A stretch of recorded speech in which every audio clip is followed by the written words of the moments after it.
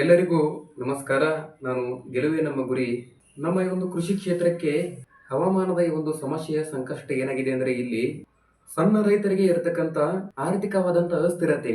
ನಮ್ಮ ಈ ಒಂದು ಭಾರತದಲ್ಲಿ ಏನಾಗಿದೆ ಅಂದ್ರೆ 80%ಕ್ಕಿಂತ ಹೆಚ್ಚಿನ ಪ್ರಮಾಣದಲ್ಲಿ ರೈತರು ಈ ಒಂದು ಸಣ್ಣ ಪ್ರಮಾಣದ ಹಿಡುವಳಿದಾರರು ಹವಾಮಾನ ಬದಲಾವಣೆ ಆಗಿರಬಹುದು, ಆನಂತರ ಜಾಗತಿಕ ಯುದ್ಧದ ಒಂದು ಹೊಡೆತದಿಂದ ಉಂಟಾಗಿರತಕ್ಕಂತ ತಡ್ಕೊಳ್ಳುವಂತ ಒಂದು ಶಕ್ತಿಯನ್ನ ಕೂಡ ಕಡಿಮೆ ಪ್ರಮಾಣದಲ್ಲಿ ಆಗಿಬಿಟ್ಟಿದೆ. ಯಾಕಂದ್ರೆ ಈ ಒಂದು ಕೃಷಿಯ ಪ್ರಮಾಣ ಹೆಚ್ಚಾದಂತೆ ಲೇವಾದೇವಿದಾರರಿಂದ ಇದರ ಒಂದು ಸಾಲವನ್ನ ಕೂಡ ಪಡ್ಕೊಳ್ತಾ ಇದ್ದಾರೆ.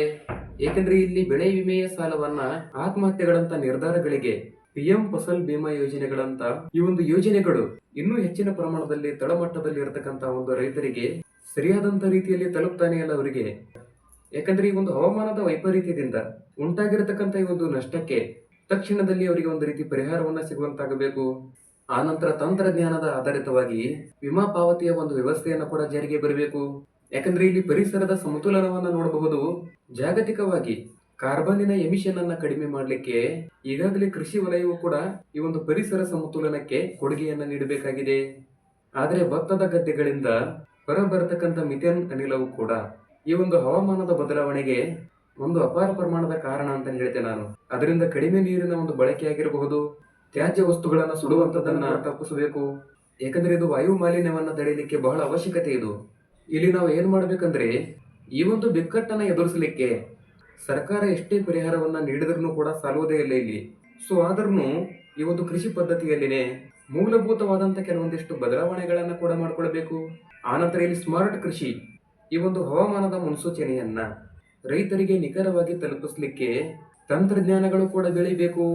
ಆನಂತರ ಯಾವ ಸಮಯದಲ್ಲಿ ಬಿತ್ತನೆ ಮಾಡಬೇಕು, ಯಾವ ಬೆಳೆಗಳನ್ನ ಆರಿಸಿಕೊಳ್ಳಬೇಕು ಎನ್ನುವಂಥದ್ದನ್ನ ನಿರ್ಧಾರವನ್ನ ಮಾಡ್ಲಿಕ್ಕೆ ಕೃತಕ ಬುದ್ಧಿಮತ್ತೆ ಅಂದ್ರೆ ಎಐ ಇದೆ. ಈ ಒಂದು ಎಐನ ಸಹಾಯವನ್ನ ಕೂಡ ಪಡ್ಕೊಳ್ಬಹುದು ನೀವು. ಇಲ್ಲಿ ಮುಖ್ಯವಾಗಿ ಹೇಳಬೇಕಂದ್ರೆ ವೈವಿಧ್ಯಮಯದ ಬೆಳೆ ಅಂದ್ರೆ ಕೇವಲ ಅಕ್ಕಿ ಮತ್ತು ಗೋಧಿಯ ಮೇಲೆ ಅವಲಂಬಿತವಾಗಿಲಾರದನೆ ಕಡಿಮೆ ಪ್ರಮಾಣದ ನೀರಿನಲ್ಲಿ ಬೆಳಿಬೇಕಾಗಿರತಕ್ಕಂತ ಆನಂತರ ಹವಾಮಾನದಲ್ಲಿನೂ ಕೂಡ ಏರುಪೇರು ಉಂಟಾಗಲಾರದಂತೆ ತಡೆಯನ್ನ ಹಿಡಿಯಲಿಕ್ಕೆ ಶಕ್ತಿಯುತವಾದಂತಹ ಸಿರಿಧಾನ್ಯಗಳನ್ನ ಕೂಡ ಈ ಒಂದು ಕೃಷಿ ಕ್ಷೇತ್ರಕ್ಕೆ ಹೆಚ್ಚಿನ ಪ್ರಮಾಣದ ಒಂದು ಒತ್ತನ್ನ ಕೂಡ ನೀಡಬೇಕು. ಇದು ಮಣ್ಣಿನ ಫಲವತ್ತತೆಯನ್ನ ಕಾಪಾಡುವಂತದ್ದು ಅಷ್ಟೇ ಅಲ್ಲದೆ ಆರೋಗ್ಯಕ್ಕೂ ಪೂರಕವಾದಂತಹ ಒಂದು ಮಾರ್ಗದರ್ಶನ ಅಂತಾನೆ ಹೇಳ್ತೇನೆ ನಾನಿಲ್ಲಿ. ಆನಂತರ ರಸಗೊಬ್ಬರದ ಒಂದು ಸ್ವಾವಲಂಬನೆಯನ್ನ ನೋಡಬಹುದು.